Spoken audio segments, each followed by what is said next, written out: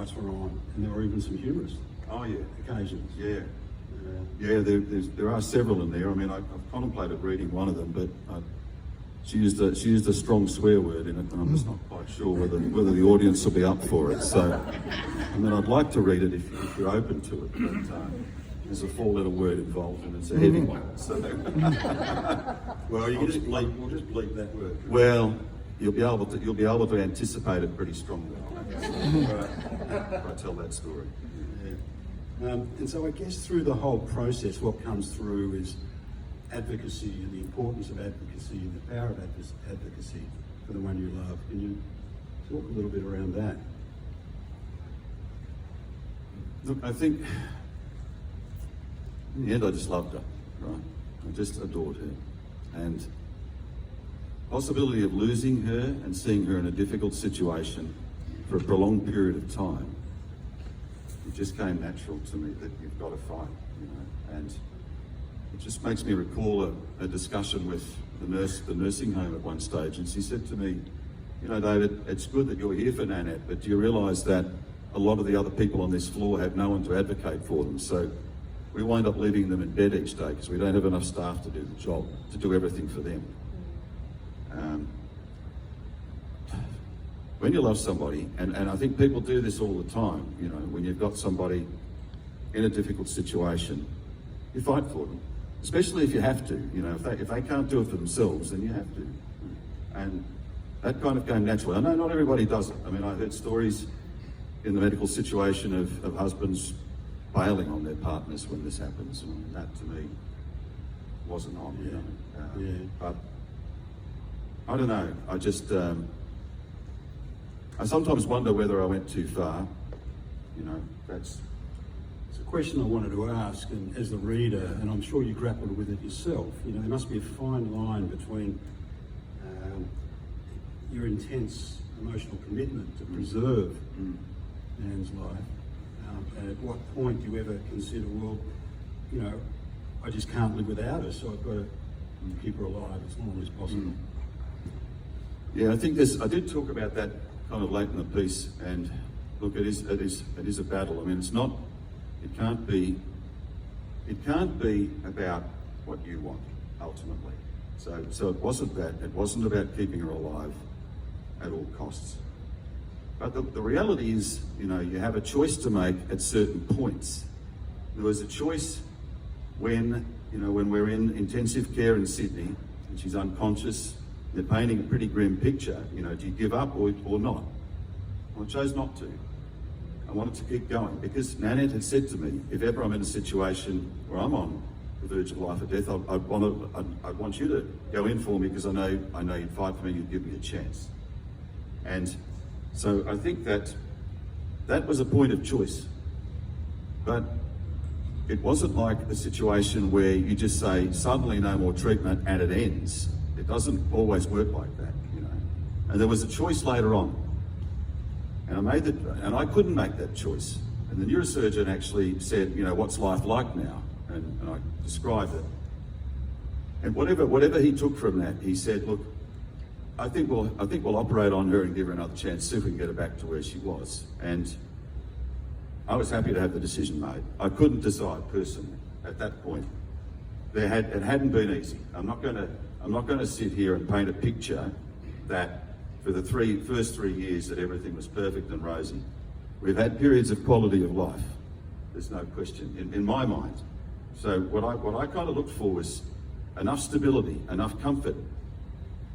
The things that informed my decisions with Nanette were what mattered most to her in life. You know, she's an artist, pets, loves spending money, loved decorating, a lot of things like that. But the things that really mattered were her family, the people that she loved and that loved her.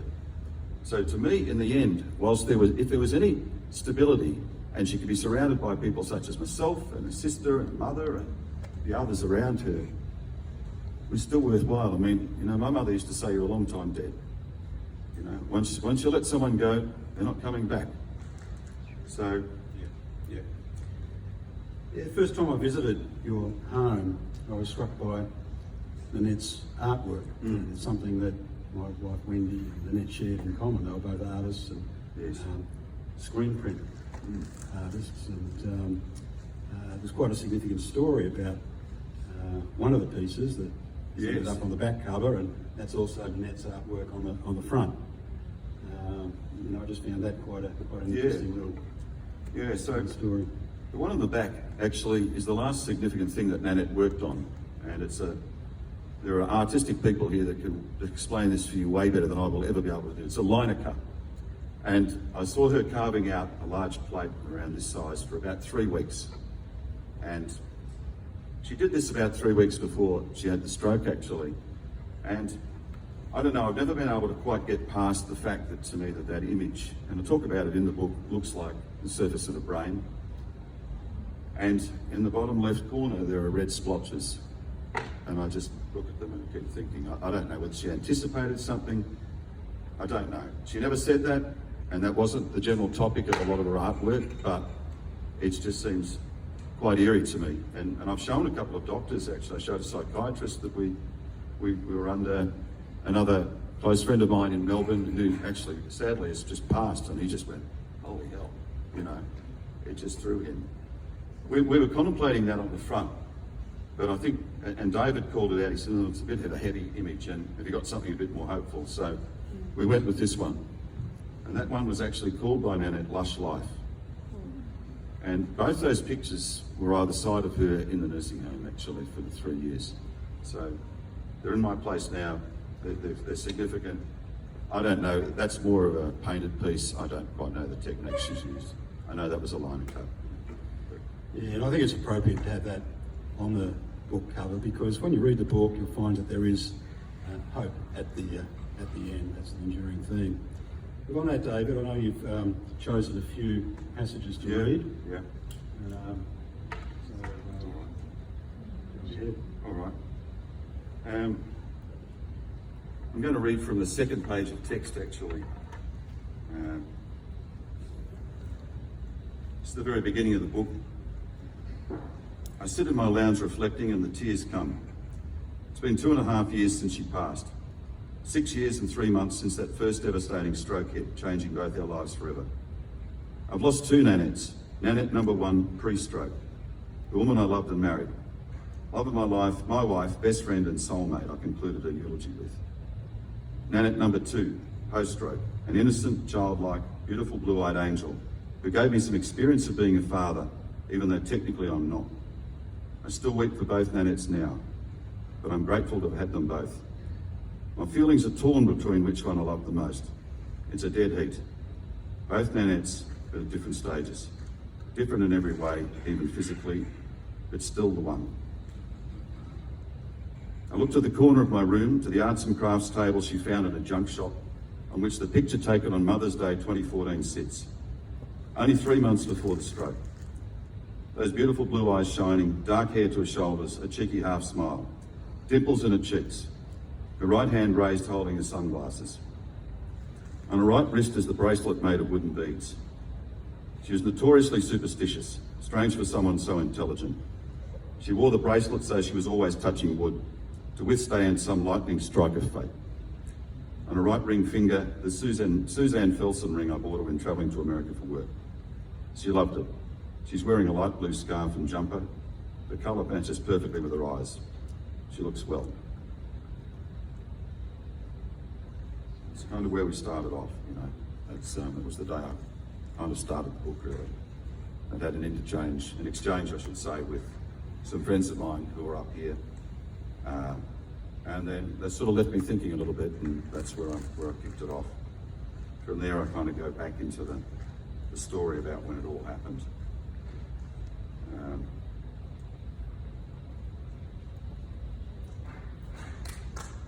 It was a long time without much response, It was a doctor, about a week in actually, had Nan hand squeezing after requesting that. I didn't get anything for about another week or so, and I got a hand squeeze and a flip of the toe, and then nothing for some time after that. We had this long discussion with some great medical people in St George. My sister-in-law Jill was there with me, and I pushed for more time. But I got to the point where it looked like it was all over. And this next scene I wrote thinking about being on a platform, a train platform in Sydney actually. When it's time to go back to the hospital, I decide on the train again. I walked the distance a couple of times between the Arncliffe Hotel and Cogra, but didn't feel like it this day. As I stand on the station at Arncliffe, I'm aware of a strange feeling in my body. I feel like half of me has been taken away. Just like Nan, it's my left-hand side. I can still walk and move, but I feel hollowed out. An absence, a loss. A physical reflection in my body of what's happened. A huge part of me gone. I've lost her, I'm sure of it. I notice a diesel locomotive approaching the platform. It's not slowing down and clearly is not stopping here. It seems to be moving in slow motion, but it's definitely going fast enough. It seems to take an age to get to me. I'm contemplating and step towards the edge of the platform. She's gone, I'm thinking. I want to be with her. What's the point of continuing with that, Nan? Here's my chance. Some remnants of Catholic guilt, the evils of suicide and the price of eternal damnation enter my mind. Then a dose of sheer reluctant cowardice holds me back a little. With a real hand of God moment comes from the thought that I can't go on while Nan is still here. I'll see it through. I must be there for her.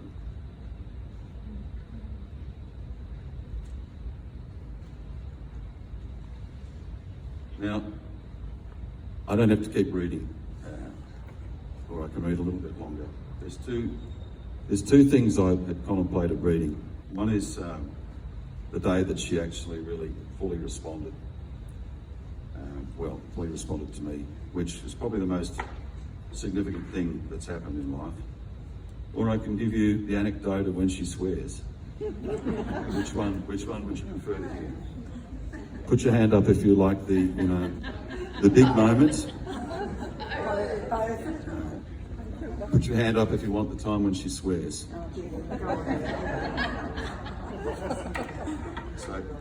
So it's somewhat later.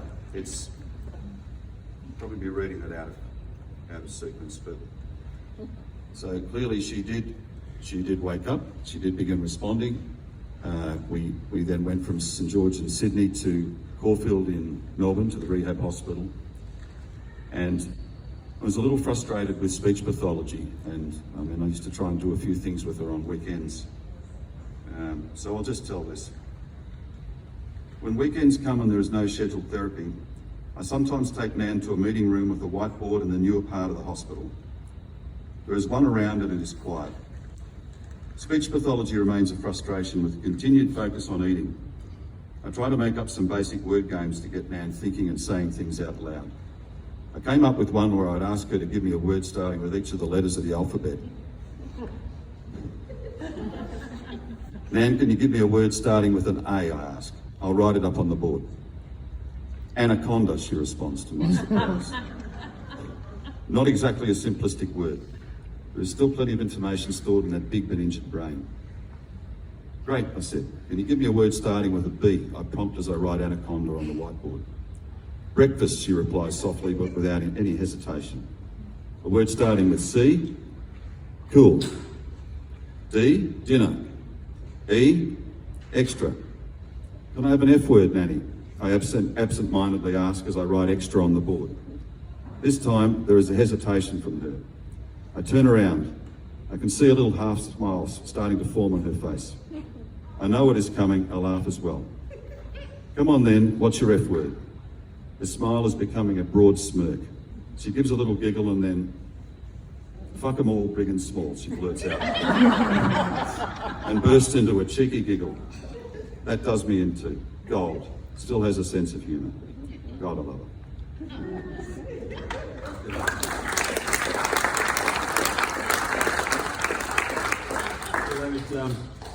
We mentioned the word cathartic before. Well, has it been a cathartic process to I think write the book? people asked me that when I told them I was writing it over the year, and my answer was, well, I don't think so, because it feels like I'm reliving it. Yeah. And it felt like I was dredging a lot of stuff up. Yeah. And sad moments and happy moments and all those kinds of things. But having got there, I think the answer is yes. I think it has